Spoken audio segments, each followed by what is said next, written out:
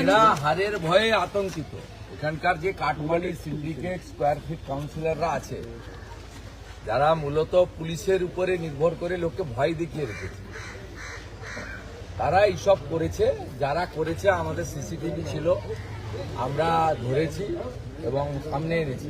এখান থেকে আমাদের বিজেপির যে অ্যাসেম্বলি কার্যালয় সিসিটিভি চুরি হয়েছিল, আমি আজকে আবার নতুন সিসিটিভি এখানে আমাদের যারা মন্ডল প্রেসিডেন্ট অ্যাসেম্বলি কনভেনার তারা লাগিয়েছে এবং যে পতাকাগুলো হারিয়েছিল এখানে আবার আজকে পতাকা টাঙানো হলো। এটা ভবানীপুর বিধানসভা মানেই এখানে ভারতীয় জনতা পার্টি বা বিরোধী দল আসতে পারবে না। এখানে কাউন্সিলর আর পুলিশ যা বলবে তাই করবে, এটা হতে পারে না। আমি সেই কারণে এখানে এসেছি। সোশ্যাল মিডিয়া প্রেস তো আছে, ওটা সেফ জোনে করা হয়, কিন্তু মাটিতে আসতে হয়। মাটিতে এসে আমাদের বিজেপির মর্যাদার পতাকাকে পুনরায় টাঙালাম। চুরি হয়ে যাওয়া সিসিটিভি বললাম এফআইআর করে রেখেছে আমাদের জেলা প্রেসিডেন্ট এবং লোকাল লিডাররা, দুটো এফআইআর করা আছে এবং এপ্রিল মাসের পরে বিজেপি সরকার এলে এই এফআইআর দুটোকে অ্যাক্টিভ করা হবে। এটা শুনে রাখুন, গুন্ডারাজ খতম করবো আমরা। বিহারে অনেক আগে জঙ্গল রাজ শেষ হয়ে গেছে। নরেন্দ্র মোদীজি বলে গেছেন পশ্চিমবঙ্গে জঙ্গল রাজ নয়, মহাজঙ্গল রাজ চলছে। মহাজঙ্গল রাজ के उखाड़ फेंकने का काम हम लोग करेगा। উপড়ে ফেলবো, মুগুল সহ উৎপাদন হবে। কাকলিয়া কাণ্ডে 17 জন ছাড়া পেয়ে গেল, মানে 23 জনকে গ্রেফতার করেছিল, তার মধ্যে 17 জন ছাড়া পেয়ে গেল। এখনো সোনাবাবুও তো ধরা পড়লো না। এটা ধরবে না তো, সোনা ভোট লুট করে, ভোট বালাই ভোটের জন্য। কারণ রাসবিহারী কসবা এইসব জায়গায় সোনা পাপু বহু বুথ লুট করে, স্বাভাবিকভাবে ওকে লাইসেন্স দিয়ে রেখেছে।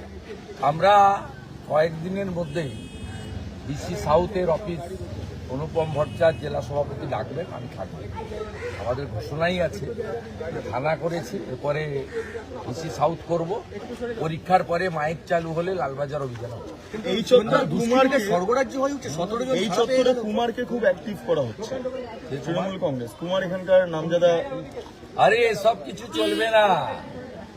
নন্দীগ্রামে যেমন দাঁড়িয়ে থেকে হারিয়েছি, এখানেও হারাবো। ওখানেও তো গুন্ডা আছে, ওখানেও তো গুন্ডা ছিল, সব গুন্ডারা চলবে না। মানুষ যাকে চাইবে সেই হবে। মমতা বন্দ্যোপাধ্যায় একটা টুইট করেছেন, টুইট করে সেখানে বাইরে গিয়ে যে বাঙালিরা আক্রান্ত হচ্ছেন সেই বিষয়টা বারবার উত্থাপন করছেন এবং কিছু বিধায়করা তারা প্রাদেশিকতা ছড়াচ্ছেন, বিহারি, বাঙালি, পাঞ্জাবি এই সমস্ত করে। কলকাতা শহরে লাভ হবে না, হিন্দুরা বিভক্ত হবে না।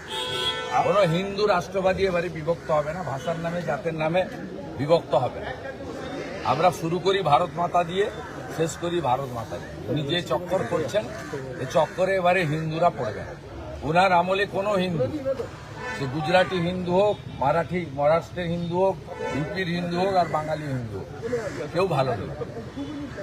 কারো বাড়িতে চাকরি নেই, শিল্প নেই, রোজগার নেই, হাহাকার অবস্থা। আপনাকে বারবার আদালতে যেতে হয় মিটিং মিছিল করতে। আজকে হুমায়ুন কবির উচ্চ মাধ্যমিক পরীক্ষা চলছে, সেখানে বাইক র্যালি করছে, এত গাড়ি নিয়ে বেরিয়েছে, মানে একই মুদ্রা দুটো বাবরি যাত্রা। এই কারণেই পরপর 3 দিন বেলডাঙ্গাতে জাতীয় সড়ক রেল মার্গ বন্ধ করে অত্যাচার হয়েছে, পুলিশ দর্শক। মুখ্যমন্ত্রী বলেছেন শুক্রবার দিন হবে, আমি এটা করতে পারবো। মুখ্যমন্ত্রী নিজে বলেছেন। অর্থাৎ ওদের ক্ষেত্রে ছাড় আছে, নামটা হুমায়ুন কবির, একটা বিশেষ সম্প্রদায়কে প্রতিনিধিত্ব করছেন। উনি আত্মসমর্পণ করেছেন ওদের কাছে। কিন্তু হুমায়ুন কবিরকে থ্রেট করা হচ্ছে। বিজেপিকে আনুন, বাবরের নাম মুছবে। ক্ষমতা থাকলে বাবরের নাম লেখা থাকবে।